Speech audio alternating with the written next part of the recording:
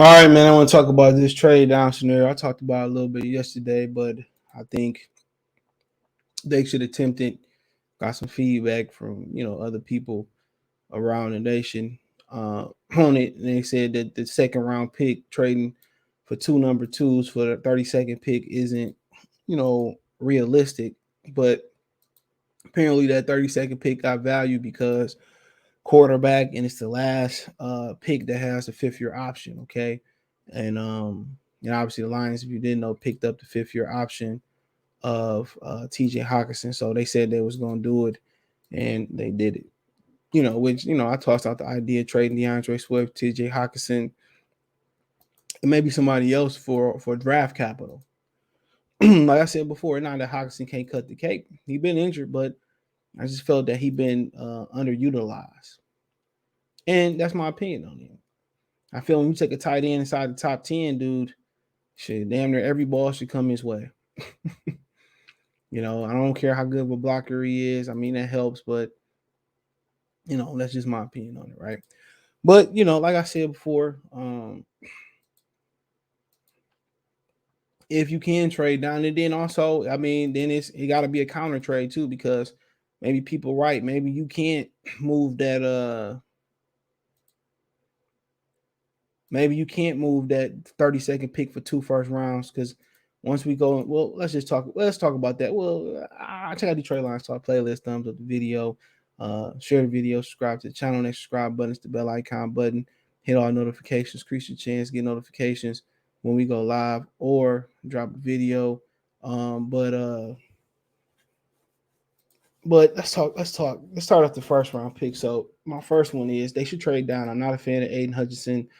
I'm not a fan of taking Trayvon Walker inside the top five neither. A lot of people not a fan of Kayvon Thibodeau. Some people a fan of Malik Willis. Some people not. People say, "Oh, you can't do that." But you know, Bears, reach for Trubisky. Some people thought Carolina reached for Cam Newton. He wasn't that good. He won MVP and went to the Super Bowl. So, like I said before, when I look at the quarterbacks next year, as far as the straw guy and what they are right now, and they're gonna develop too or should. And Bryce Young ain't fucking with Malik Willis. Like people don't understand. Alabama has a track record for pathetic quarterback play because they baby him. You got everything. As soon as he lost a receiver, he dropped two receivers. He struggled all through last season too. He did. He struggled through last season. They just, they got a soft out of conference schedule. So that kind of masked that up. And they really should have lost to Auburn, but that's a different conversation. And, like I said before, I don't really see about they diminish, Malik Willis, they diminish Kayvon Thibodeau for one play, and they made that one play. You ain't heard nothing bad about Aiden Hutchinson. Not a fucking thing bad. You heard one person say, well, he ain't that good. And it was a former NFL player that remained anonymous. And it's I'm gonna talk a lot of that. I'm gonna talk about that. How they smearing the brothers on Malik Willis came. Well, I just heard RG3 said he doing good at the board and playing. They go, he can't read defenses. Like people just running with what the media say, bro. And if he ain't good, fine, so be it. Because Trubisky wasn't good, Jake Locker wasn't good, Baker Mayfield wasn't good, Carson Wentz wasn't good, Ryan Leaf wasn't good. We keep going on and on. Mel Kiper pounding the table for Trent Dilfer as a franchise quarterback. He wasn't good. So we can go on and on. And the guys we named, Andy Dalton and Colin Kaepernick, who went in the second round, all better than them. If they knew what they knew about Derrick Henry right now, Derrick Henry probably would have been the number one pick or your top 5 pick when he came out. You think if they knew what they knew about Michael Thomas, that he wouldn't have been a first round pick? So, like I said before, it's a smear campaign with Kayvon. They got one play. There's one play where he didn't give an effort, and now it's the narrative. Now, why? You definitely could find plays where Aiden Hudson took off. You find plays he got through across the thing. Now, if you say, well, I don't want to mess with Kayvon Thibodeau because of durability, I can't defend that. I can't defend that, bro. Like, but the Lions, shit, they whole draft, including they undrafted, damn near everybody had durability issues. And there's rookie with a back. You know what I'm saying? Melifanu got injured. They, free undrafted free agent blew his leg out. So I mean, injuries happen. You can draft somebody and they can play one snap and never play another snap again. So, like I said before, I like the talent. He the best talent coming into this draft. Don't mean he's gonna be the best player in this draft. He's the best talent coming in this draft. And I think Malik Willis right there, what you want. Athleticism, he's more of a natural passer than a runner, but they're not gonna take him, so I'm not gonna waste my breath. So I would easily, take this pick with number 2 pick because ain't nobody worthy of number 1. People say, well, you're dropping down too far. Well, like I said before, who the hell is elite? What's the biggest gap at from 16 to 19? Just tell me. From second to the second pick to 16 pick. What's the gap? Hutchinson to me ain't all that great. I said what I said. What's the gap? Maybe you end up with Sauce Gardner. Maybe you might end up with Jermaine Johnson. I mean, Drake London. Jameson Will. I don't think you take that risk because of the injury. But Jordan Davis. What's the drop off? Devin Lloyd, Traylon Burks.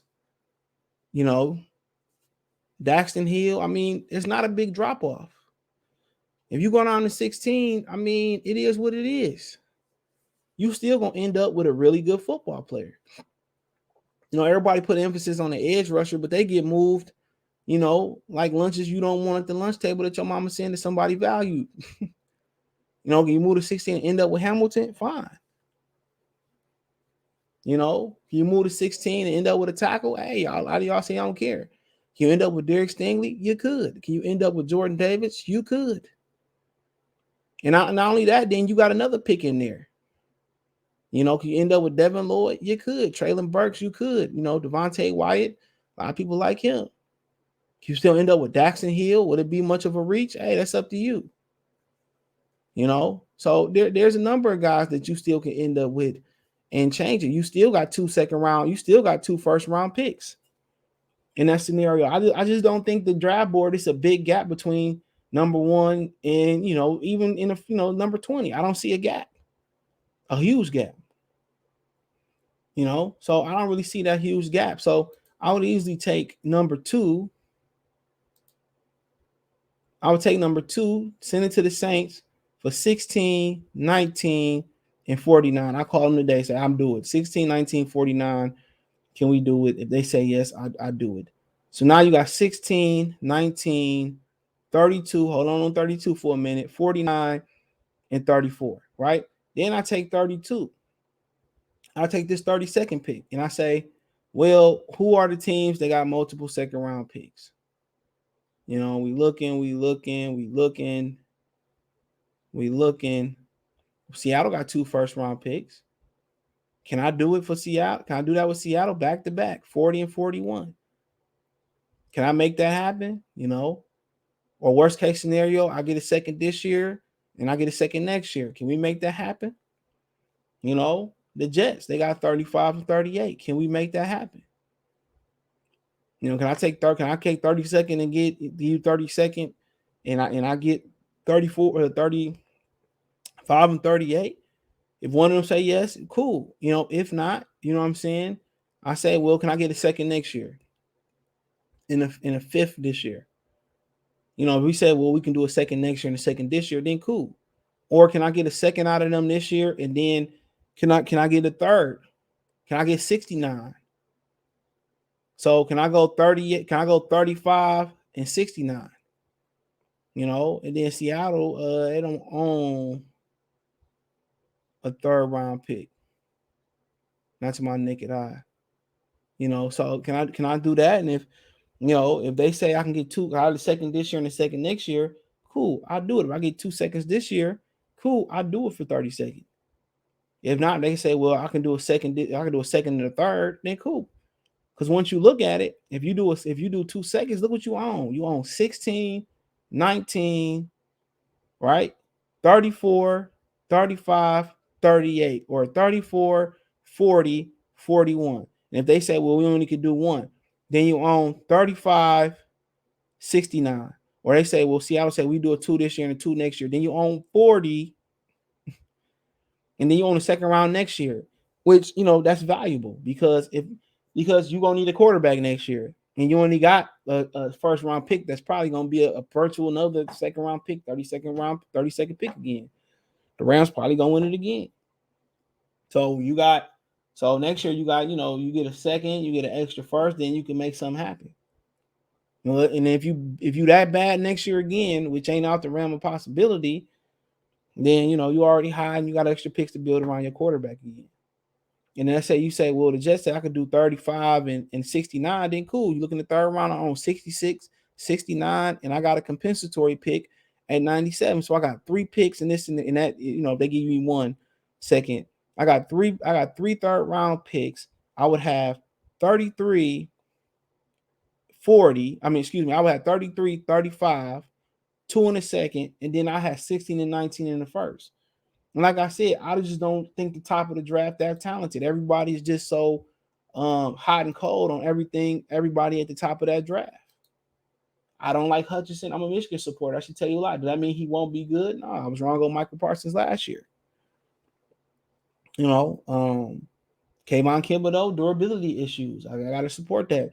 Malik Willis seemed to be the popular pick. Hey, they don't want him. They say it's too risky, which, the Lions been conservative for the last 12 years in the draft, but it's too risky. Would I want to reach for a cornerback? No. Do I want to reach Jermaine Johnson? That'd be cool, but I think I could still move down to get him, and I could still move around if I have to move up to get him. So Edge is not going to say this to people. So, you need to dominate it. Nah, it's not going to say Detroit. He's still going to get tired from being from Jared Goff not moving the change and getting first downs. They still going to be tired. They are going to be hollering how they a bust. But like I said before, I've seen this story begin. They can literally control this draft by doing what I said do right now. And in another alternative scenario, they can control next year the draft because they would already have 3 picks in the first 2 rounds. So at the end of the day, staying up there, it makes no sense. None of them dudes gonna sell your franchise except maybe Malik Willis. Other than that, who else up there that y'all say? Nobody. Aiden Hutchinson, he just local shit. Local. If he come in and do good, cool. But is he gonna be the difference between winning 3 games and 9 or 6? I'm not sure. This way and then you say, well, CJ, who would you take in that scenario at 16, 19 and all them picks? Well, I can't go, I'll give you a tidbit. In that scenario, at 16, if I can get Jordan Davis, that's what I'm going with. I just figure out the way to make it work on the defensive line. And then, if you say, if not Jordan Davis, if Jermaine Johnson is there, I take him. If Traylon Burks there, I think about taking him. So those would be my 3 alternative picks. Not sure who won't. Would I entertain Stingley or Sauce Gardner? Absolutely. All at 16. Then I say at 19. I mean, who else you taking? Don't know their plans at offensive line. Hey, like I said, if Traylon Burks there, I take him. If Devin Lloyd there, I'll probably take him. If Daxton Hill there, I'll probably take him. So them kind of the guys that I'm looking at for 16 and 19. And then you go into, the second round and you say, well, who you like. If, Christian Watson there, I might add another receiver because he's fast and I just have to figure it out. David Ajabo there at some of them second round picks, I think about it. Breece Hall or Kenneth Walker III, I think about it as well too. So them kind of the guys that, I'm roll with. So, and then the third round pick or some of the second round pick, maybe I look at that linebacker Leo Chanel from Wisconsin. So as well too. You need inside linebacker help too, or you need linebacker help in general. Leo Chanel, athletic enough to play weak side, strong side. If you go through 3-4, him and Devin Lloyd can be an inside star linebackers. You go to a 4-3, they can play with each other. You know what I'm saying? In sub packages, they could be out there. In the base 4-3, they can be out there. So, yep, that's how I'm rolling. And also, I like Jacon Brisker too if you don't end up getting Daxton Hill. So, this is my opinion. Let me know what you girls and guys think. Thumbs up the video, share the video, subscribe to the channel, subscribe button, the bell icon button, hit all notifications, increase your chance to get notification. We go live, we drop a video. Financially, want to support the channel, Cash App, $ CJ Good 313, Venmo, CJ Good 313, PayPal link in the description. Want to reach out to me for business question, inquiry, sponsorship, or video request. Twitter's the fast way, Facebook and Instagram. All my social media links, subscription. Appreciate the love and support. Take Detroit Lions Talk playlist, more videos like